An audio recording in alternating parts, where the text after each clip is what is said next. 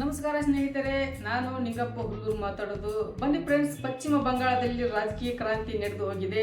ದಶಕಗಳ ಕಾಲ ಬಂಗಾಳದ ಅಧಿಪತಿಯಾಗಿದ್ದ ಮಮತಾ ಬ್ಯಾನರ್ಜಿ ಅವರ ತೃಣಮೂಲ ಕಾಂಗ್ರೆಸ್ ಕೋಟೆ ಧೂಳಿಪಟವಾಗಿದೆ. ಇವಾಗ 2026ರ ಚುನಾವಣೆಯಲ್ಲಿ ಬಿಜೆಪಿ ಭರ್ಜರಿ 207 ಸ್ಥಾನಗಳನ್ನು ಗೆಲ್ಲುವ ಮೂಲಕ ಅಧಿಕಾರವನ್ನು ತನ್ನದಾಗಿಸಿಕೊಂಡಿದೆ. ಇದು ಇಡೀ ದೇಶದ ಕಣ್ಣು ಕೋಲ್ಕತ್ತಾದ ಮೇಲೆ ಇದೆ. ಇಂದಿನ ಅಪ್ಡೇಟ್ಸ್ ಏನು, ನಾಳೆ ಏನಾಗಬಹುದು ನೋಡೋಣ ಬನ್ನಿ ಈ ಸಂಚಿಕೆಯಲ್ಲಿ. ಅಂದರೆ ಇಂದಿನ ಪ್ರಮುಖ ಸುದ್ದಿ ಎಂದರೆ ಬಿಜೆಪಿ ಪಿಯೂಷ್ ಕನೋಡಿಯಾ ಅವರು ರಾಜಹರತ್ ನ್ಯೂಸ್ ಟೌನ್ನಲ್ಲಿ ಜಯಗಳಿಸಿರುವ ಮೂಲಕ ಬಿಜೆಪಿಯ ಅಬ್ಬರಕ್ಕೆ ಸಾಕ್ಷಿಯಾಗಿದ್ದಾರೆ.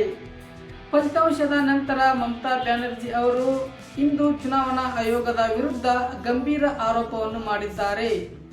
ಇದು ವ್ಯವಸ್ಥಿತ ಪಿತೂರಿ ಎಂದು ಕರೆದಿರುವ ಅವರು ತಮ್ಮ ಸೋಲನ್ನು ಒಪ್ಪಲು ನಿರಾಕರಿಸಿದ್ದಾರೆ.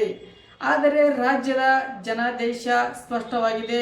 ಇಂದಿನಿಂದಲೇ ಬಿಜೆಪಿ ಹಿರಿಯ ನಾಯಕರು ದೆಹಲಿಯಲ್ಲಿ ಹೈಕಮಾಂಡ್ ಜೊತೆ ಚರ್ಚೆ ಆರಂಭಿಸಲಿದ್ದಾರೆ.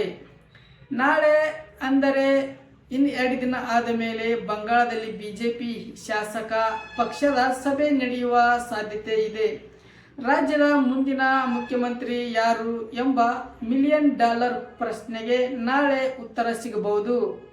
ಸುವೇಂದು ಅಧಿಕಾರಿಯವರ ಹೆಸರು ಮುಂಚೂಣಿಯಲ್ಲಿದ್ದರೂ ಅಮಿತ್ ಶಾ ಮತ್ತು ಮೋದಿ ಅವರ ಸರ್ಪ್ರೈಸ್ ಆಯ್ಕೆ ಯಾರಾಗಲಿದ್ದಾರೆ ಎಂಬುದು ಕುತೂಹಲ ಮೂಡಿಸಿದೆ.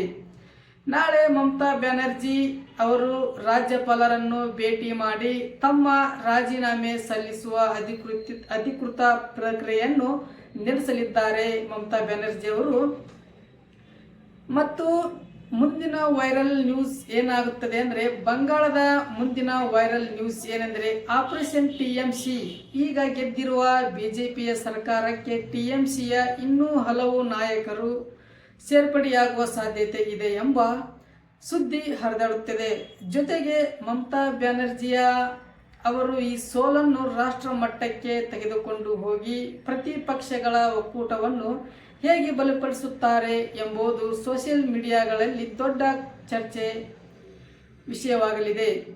ಬಂಗಾಳದ ಸರ್ಕಾರಿ ನೌಕರರ ಬಾಕಿ ಇರುವ ಡಿಎ ಪಾವತಿ ಬಗ್ಗೆ ಹೊಸ ಸರ್ಕಾರ ಮೊದಲು ದಿನವೇ ಘೋಷಣೆ ಮಾಡಬಹುದು ಎಂಬ ವೈರಲ್ ನ್ಯೂಸ್ ಸಹಿತ ಹರಡುತ್ತಿದೆ. ಸ್ನೇಹಿತರೆ, ಬಂಗಾಳದಲ್ಲಿ ಈ ಬಾರಿ ಮತದಾನ ಪ್ರಮಾಣ ಅಂದರೆ 92% ದಾಟಿದ್ದು ಇದು ಒಂದು ಐತಿಹಾಸಿಕ ದಾಖಲೆ. ಇದು ಜನರ ಬದಲಾವಣೆ ಹಸಿವನ್ನು ತೋರುತ್ತದೆ ಎಂಬ ಅರ್ಥ. ಬಂಗಾಳದಲ್ಲಿ ಬದಲಾವಣೆ ಚೇಂಜಿಬಿಲಿಟಿ ಆಗುವ ಬಯಸಿದ್ದರು. ಹಂಗಾಗಿ ಅಲ್ಲಿ ಎಲ್ಲ ಜನರು ಓಟು ಮಾಡಿದ್ದಾರೆ, ಯಾರು ತಪ್ಪಿಸಲಾರದೆ.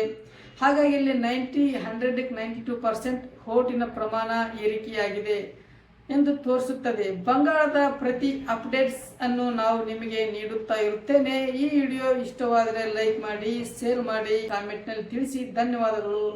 ಈ ವಿಡಿಯೋ ಇಲ್ಲಿಗೆ ಮುಗಿಸುತ್ತೇನೆ.